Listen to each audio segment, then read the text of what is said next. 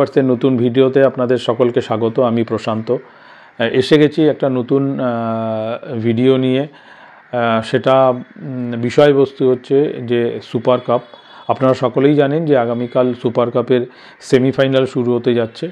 দীর্ঘ এক মাস পরে আবার সুপার কাপ শুরু হতে যাচ্ছে। কালকের প্রথম সুপার কাপের প্রথম সেমিফাইনালে মুখোমুখি হবে ইস্টবেঙ্গল আর পাঞ্জাব এফসি, এবং সেকেন্ড সেমিফাইনালে মুখোমুখি হতে যাচ্ছে Goa versus Mumbai city FC. প্রথম খেলা শুরু হবে 4টে থেকে, যেটা ইস্টবেঙ্গল এবং পাঞ্জাব এফসির মধ্যে হতে যাচ্ছে। তো এই খেলার কিছু ডিটেলস নিয়ে আমি কিছু কথা বলার জন্য এই ভিডিওতে আসা। এই খেলার রণকৌশল কী হওয়া উচিত বা হবে, বা ইস্টবেঙ্গল টিম কতটা আত্মবিশ্বাসী বা ইস্টবেঙ্গলের কোচ কতটা আত্মবিশ্বাসী, এই টিমের প্রথম একাদশ কী হতে যাচ্ছে ইস্টবেঙ্গল টিমের কালকের ম্যাচের, সব নিয়ে আলোচনা করব। তো প্রথমেই আসি একটু রণকৌশল নিয়ে কথাবার্তা বলতে গিয়ে। তো সেখানে প্রথমে বলতে গিয়ে আমি যেটা বলবো যে আমি প্রথমে ইস্টবেঙ্গল ক্লাবের কিছু কনসার্ন নিয়ে আমি কিছু আলোচনা করতে চাই, যে কোন কোন দিকটা একটু কনসার্ন লাগছে ইস্টবেঙ্গল ক্লাবের পক্ষ থেকে এতদিন পরে যে খেলাটা খেলতে নামছে তাতে করে। তো প্রথম যে কনসার্নটা নিয়ে আলোচনা করব সেটা হচ্ছে, দেখুন, দীর্ঘ এক মাস পরে কিন্তু আবার ইস্টবেঙ্গল টিম খেলতে নামছে।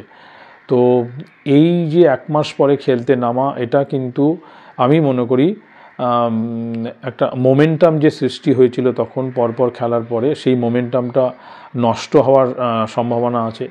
প্লাস প্লেয়ারদের যে একটা ফোকাস থাকে খেলার প্রতি, সেই ফোকাসটা নষ্ট হয়ে যাওয়ার সমূহ সম্ভাবনা থাকে এই দীর্ঘ ছুটির পরে আবার খেলতে নামলে। তো এটা কিন্তু আমি মনে করি একটা বড় কনসার্ন হতে যাচ্ছে কালকের ম্যাচে খেলতে নামার আগে ইস্টবেঙ্গলের জন্যে।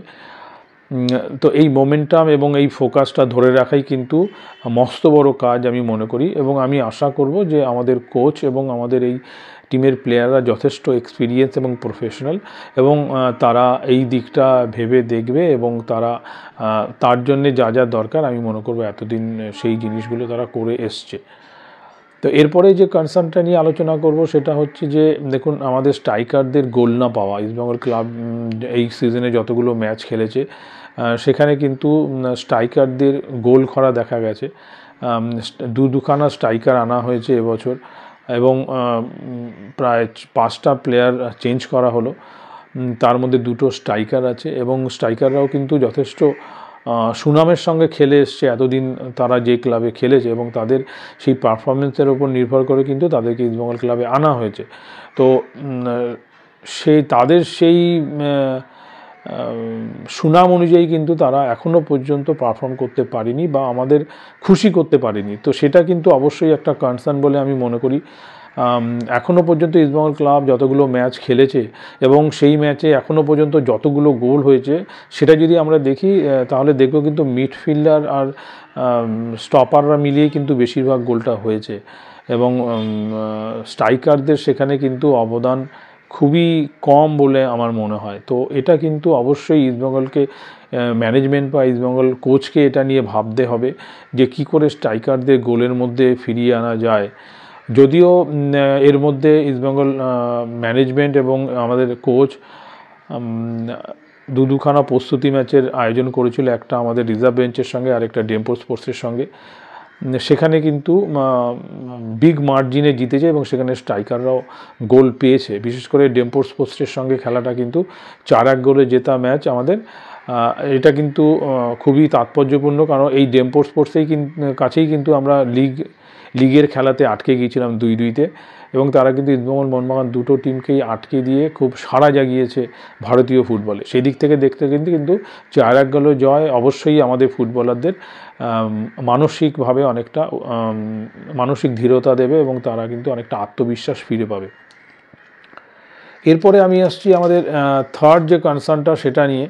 থার্ড কনসার্নটা বলতে গেলে আমি যেটা বলবো, এটা কিন্তু এটা এই সিজনে কিন্তু বেশ প্রথম থেকেই ধরা পড়ছে এই প্রবলেমটা। সেটা হচ্ছে যে যখন বিপক্ষ টিম আক্রমণে আসছে ইস্টবেঙ্গল পেনাল্টি বক্সের দিকে, তখন কিন্তু ডিফেন্স এবং মিডফিল্ডের মধ্যে একটা বিশাল গ্যাপ ধরা পড়ছে, এবং বিশেষ করে পেনাল্টি বক্সের ঠিক বাইরেটা ওই ডি এরিয়াতে কিন্তু একটা বিশাল একটা গ্যাপের একটা ভ্যাকিউম মতো তৈরি হচ্ছে, যেখান থেকে কিন্তু বিপক্ষ টিমের প্লেয়াররা বল পেয়ে গোল করে চলে যাচ্ছে। একদম ফাঁকা থাকছে, একদম কোনো প্লেয়ারের সেখানে আমরা দেখতে পাচ্ছি না। উদাহরণস্বরূপ আমি বলতে পারি যে এই বছর শিল্ড ফাইনালে ইস্টবেঙ্গল মোহনবাগান সুপার জায়ান্টের এগেনস্টে যে ম্যাচটা খেলেছিল, সেখানে আপুইয়া যে গোলটা করে, সেটা কিন্তু এই যে প্রবলেমের কথাটা আমি বলছি, সেই প্রবলেম থেকেই কিন্তু গোলটা আসে। আপুইয়া কিন্তু ঠিক পেনাল্টি বক্সের বাইরে ডি বক্সের মাথায় কিন্তু ফাঁকায় বলটা পেয়ে যায় এবং সেখান থেকে কিন্তু সে শটে গোলটা করে।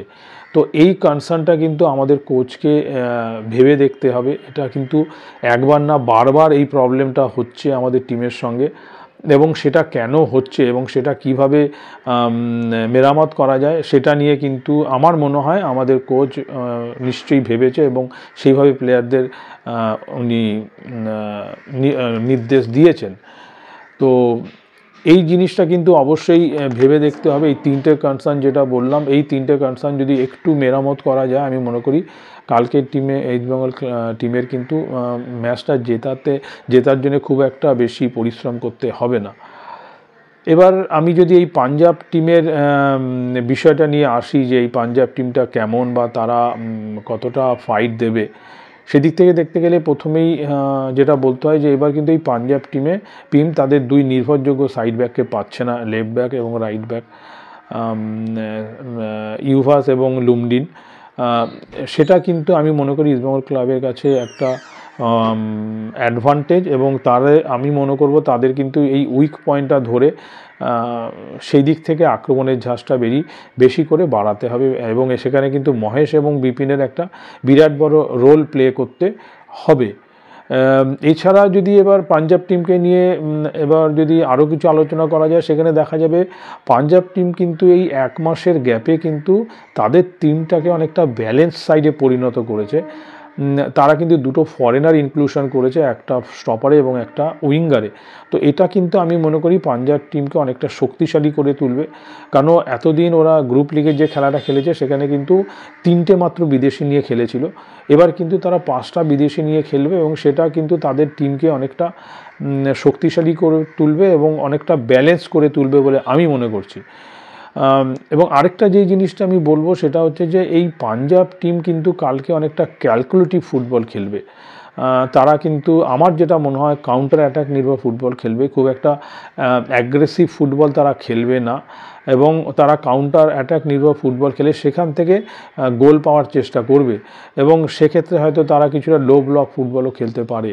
তো সেই দিক থেকে আমাদের কোচকে কিন্তু সেই দিকটা বিবেচনা করে টিমটাকে সেইভাবে রেডি করতে হবে, এবং আমি আশা করব আমাদের কোচ সেইভাবেই টিমটাকে নির্দেশ দিয়েছেন, এবং কালকে টিম সেইভাবেই হয়তো খেলতে নামবে কালকের ম্যাচটা। এবং এই কালকের যে ম্যাচটা, এটা কিন্তু আমাদের ইস্টবেঙ্গল সমর্থকদের কাছে কিন্তু অনেক দিন ধরেই আমাদের যে ট্রফি খরাটা চলছে, তো ইস্টবেঙ্গল সমর্থকরা কিন্তু ট্রফির আশায় বসে আছে। বিশেষ করে ইস্টবেঙ্গল এবার যে টিমটা করেছে সেখান থেকে কিন্তু আমাদের প্রত্যেকটা দর্শকদের একটা আলাদা একটা কি বলবো কনফিডেন্স লেভেলটা বেড়ে গেছে, যে এইবারের টিমের প্রতি যে তারা এবার ট্রফি জেতার মতো টিম হয়েছে। বিশেষ করে বিদেশিরা যেই ধরনের বিদেশি এসছে এবং স্বদেশিরাও যেই পারফরমেন্সটা করছে, একটা টোটাল টিম গেম কিন্তু তারা খেলছে, এবং সেখান থেকে দেখতে গেলে কিন্তু আমাদের সমর্থকরা সবাই আশায় বুক বাঁধছে। তো এবার এই যে পাঞ্জাব টিমটা কালকে যে খেলাটা খেলবে, আমার যেটা মনে হয় তারা কিন্তু এই খেলাটাকে এক্সট্রা টাইমে নিয়ে যাওয়ার চেষ্টা করবে এবং পেনাল্টি শ্যুট আউটে খেলার ফয়সলার দিকে নিয়ে যাওয়ার চেষ্টা করবে। তো আমি মনে করব ইস্টবেঙ্গলকে যদি কালকে জিততে হয় তাহলে কিন্তু 90 মিনিটের মধ্যে খেলাটা শেষ করতে হবে, যাতে করে পেনাল্টি শ্যুট আউট বা এক্সট্রা টাইমটাকে ইগনোর করা যায়। এবার আরেকটা যে ইম্পর্টেন্ট কথা আমি বলতে চাইছি সেটা হচ্ছে যে ইস্টবেঙ্গল ক্লাবের প্লেয়ারদের এবং কোচকে কিন্তু আগের যে হার, বিশেষ করে আমাদের ডুরান্ড কাপের সেমিফাইনালে যে হারটার সম্মুখীন হয়েছিল টিমটা, আমি আশা করব আমাদের ম্যানেজমেন্ট, প্লেয়ার এবং কোচ সবাই মিলে সেই হার থেকে শিক্ষা নেবে, শিক্ষা নিয়ে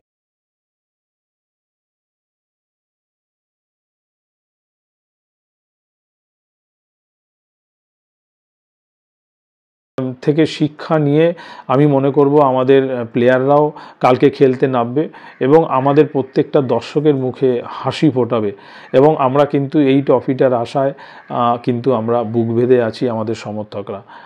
এবার আমি আলোচনা করব কালকে টিম নিয়ে, কালকে প্রথম একাদশ কী হতে পারে সেটা নিয়ে।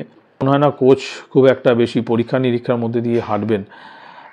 গোলে অবশ্যই গিল থাকবে, রাইট ব্যাকে থাকবে রাকিব, রাইট স্টপার ব্যাক সিভিলে, লেফট স্টপার ব্যাক আনোয়ার এবং লেফট ব্যাকে আমার প্রথম চয়েস জয়গুপ্তা। আমি টিমে জয়গুপ্তাকে রাখছি। যদি একান্তই জয়গুপ্তা খেলতে না পারে চোটের কারণে, তাহলে অবশ্যই লালনুনচুঙ্গা সেই জায়গাটা নেবে।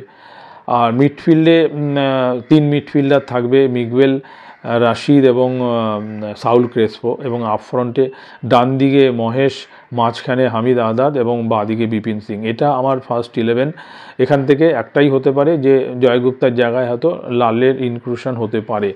তো এটাই আমাদের এতদিন ধরে এই টিমটা নিয়ে আমরা খেলেছি এবং আমরা দেখেছি 4-3-3 কম্বিনেশনে খেলে আমাদের কোচ কিন্তু আক্রমণাত্মক ফুটবলের দিকেই গেছে এবং আশা করব কালকেও সেই খেলার ধারা তারা বজায় রাখবে এবং সেই খেলার ধারা বজায় রেখে ইস্টবেঙ্গল কিন্তু কালকে আক্রমণাত্মক এবং আমি কী বলবো ডমিনেটিং ফুটবল খেলে পাঞ্জাব এফসিকে পরাজিত করবে। তো আশা করব আমরা কালকের ম্যাচটা জিতে সুপার কাপের ফাইনালে যাব এবং এবারের মতো আমরা আবার সুপার কাপটা জিতে যাতে প্রত্যেকটা সমর্থকের মুখে হাসি ফোটাতে পারে আমাদের কোচ, আমাদের প্লেয়াররা, আমরা সবাই সেই দিকে তাকিয়ে থাকব। তো আজকের ভিডিওটা এইটুকুনি। নমস্কার, শুভরাত্রি, ভালো থাকবেন।